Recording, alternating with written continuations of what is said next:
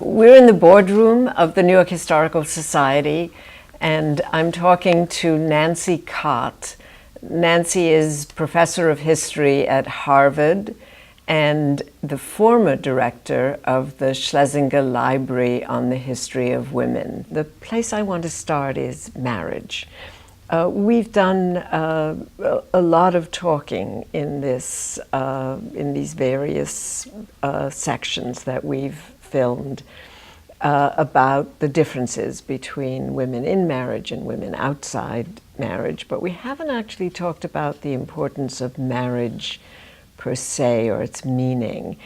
And what I'd like to sort of get a handle on a little bit is when and how marriage becomes so central to economic life, to political life, to citizenship, to identity for women.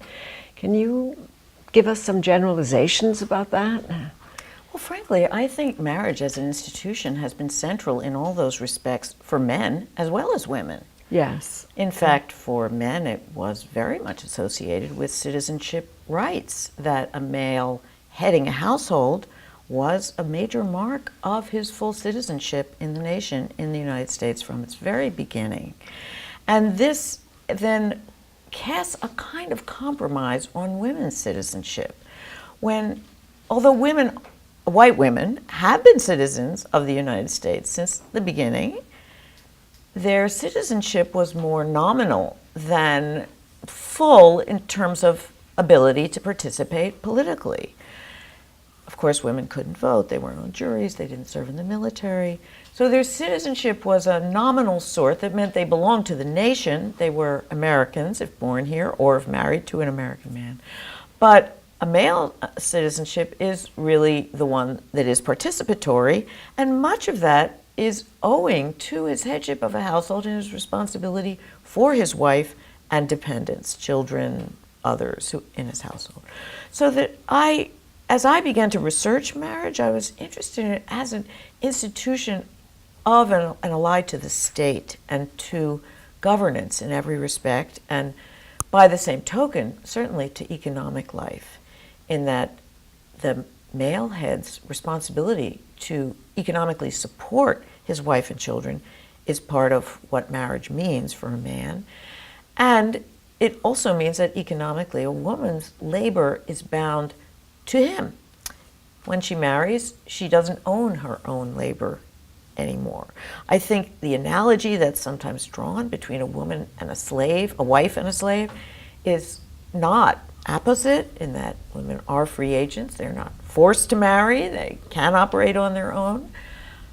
But it is true that a woman's labor, once she marries, is not her own, in the same way as, say, an indentured servant's labor is not his or her own. We've actually talked about that a little bit, and one of the things that strikes me just listening to what you have to say is that in some sense, while marriage gives men a sort of greater degree of citizenship, it deprives women of just that amount of citizenship, if you like. That is, what Yes. she loses, he gets. I think you could see it that way. It's a very reciprocal bargain, the way it was conceptualized in the older Anglo-American law, in the common law. It's not as though the wife gets nothing. She gets support and protection. And that was true in good marriages. Now, in a bad marriage with a man who was faithless or a betrayer or just a jerk, she could be abused, she could be exploited and not well supported. And there's an important element of the way the state, the formal state, dealt with marriages, which was to assume that everything was fine inside a marriage. In other words, to trust the man so long as no complaint was being made by neighbors, by other citizens. The woman herself inside a marriage had very little resort to protection outside of what her husband did, unless she decided to run away or divorce him. Divorce him. So that was the remedy. getting away. So tell us why, I think I'm remembering this correctly, but you write somewhere that marriage is fundamental to the national polity, to the sense of ourselves as a nation. What does that mean? Well, I do think that because the United States never had a common religion, because there was no established religion, it is true, of course, that Protestant Christianity bulked very large in the mindsets of the founders and many governors after that. Nonetheless, it was never an established religion, so the state could not resort to that as a common bonding element. But the notion of a nuclear family with a male citizen at the head of a household, with a supportive wife, with their progeny, this was a shared ideal, and it did underpin the early economy of the United States, the economy into the 20th century. Certainly it underpinned the way most people lived and expected to live. And in that sense, it was a kind of common denominator that could be resorted to. Now, in early America, where there was very little surveillance of people except by their closest neighbors and kin, where it was quite severe, but there was no surveillance by the federal government, very little by the state government, that there were various stray means of forming households and families, utopian communities and polygamous households and so on. By the post-Civil War period, when all the means of governance were beginning to ramp up, and there was much more concern about how to present a unified nation among other nations, it was a period of heightened nationalism. At that point, the outliers in modes of marital being were pretty much punished and chased away. And this was true of immigrants who had alternative forms of marriage, say Chinese and Japanese, who, insofar as they could come to the U.S. at all in the late 19th century, their forms of marriage, if they involved proxies, for instance, were not accepted. Native Americans, who often had polygamous households or modes of self-divorce that were not accepted within American law, these were attempted to be reformed by the American Indian Bureau. And all nonconformist marriages were actively suppressed by governments by the 1870s and particularly the 1880s and on from there. The Church of the Latter-day Saints, which had practiced polygamy in the 1830s and 40s, were regarded as renegades by their neighbors, but they were not pursued by the U.S. government until the 1850s, 60s, and later.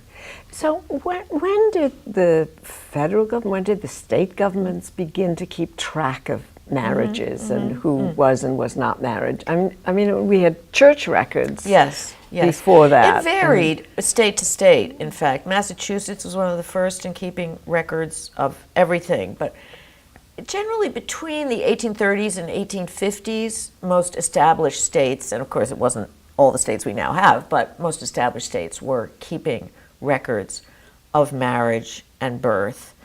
And the first time that the record keeping actually affected the American populace, I would say, was in the 1890s, when there had been a statistician in the U.S. Department of Statistics from the 1860s on that began collecting what states handed in of statistics of marriage and divorce.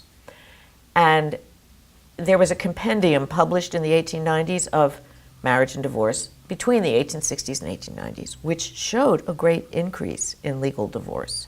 And that evidence landing on the population was a big shock, and there came to be the first round of anxiety and alarm about a rising divorce rate, which has been repeated at various times in U.S. history.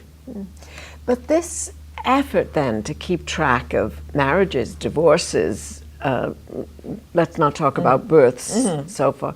This effort had larger implications, I assume, than just wanting to count. I mean, why were states so interested in knowing who was married and who wasn't? That is a good question. I think that the statistics of marriage and divorce were of use to people probating wills to try to prove was so-and-so married to so-and-so or not, or was it a common law or just a customary marriage, who gets the goods when the person dies.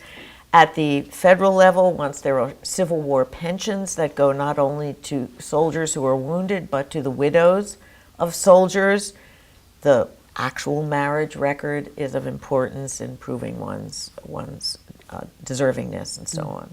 So there are many reasons why these could be used by state authorities, and the more that state authorities are involved in people's ordinary lives, the more they want to have public record of what was done.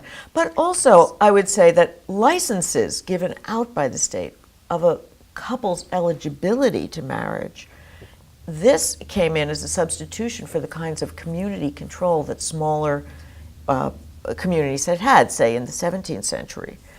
And a license to marry would show that the two people who were about to join were not polygamous, that there wasn't a marriage somewhere else, that they didn't have a dread disease that was actually declaring someone ineligible to marry. And certainly by the late 1800s and early 1900s, states began to place a lot of eligibility requirements on the marriage license because of eugenic reasoning about inheritable diseases, because of fears about feeble-mindedness, and so on. So that there were bars to marriage placed by states in the late 19th and early 20th century.